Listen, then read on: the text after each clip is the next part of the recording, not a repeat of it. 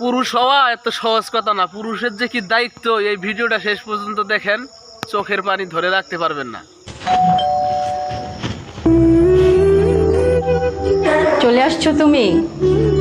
হাত মুখ ধুয়ে নাও, আমি খাবার বেরিয়ে দিচ্ছি টেবিলে।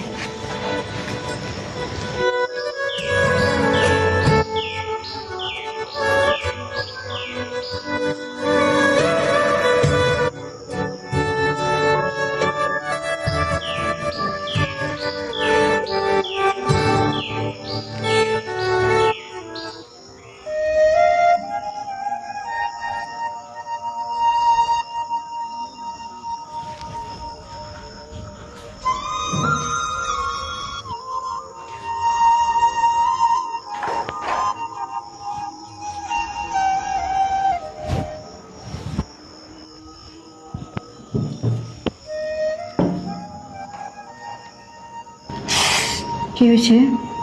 না কিছু না। শোনো, হ্যাঁ বলো। ভাবতেছি আমার জন্য একটা শাড়ি কিনবো, হ্যাঁ কিনে ফেলো। ম্যাচিং করে কিছু জুয়েলারি কিনবো, আচ্ছা কিনে নাও। আর তোমার জন্য এক জোড়া জুতাও কিনবো। না আমার এখন জুতা লাগবে না, আমার জুতা আছে তো।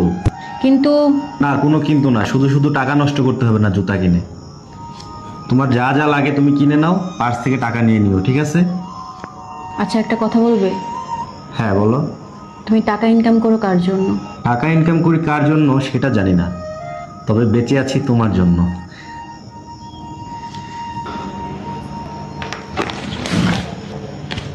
কই যাও?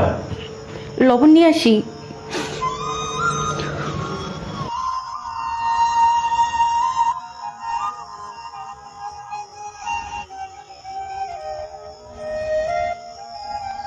যেদিন থেকে পুরুষ মানুষের কাঁধে পরিবারের দায়িত্ব এসে পড়ে, সেদিন থেকে পুরুষ মানুষ বিলাসিতা করতে ভুলে যায়।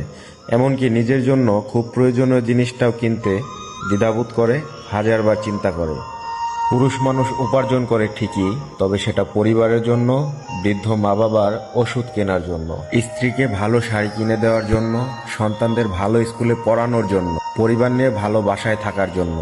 হ্যাঁ, এটাই পুরুষ মানুষের জীবন।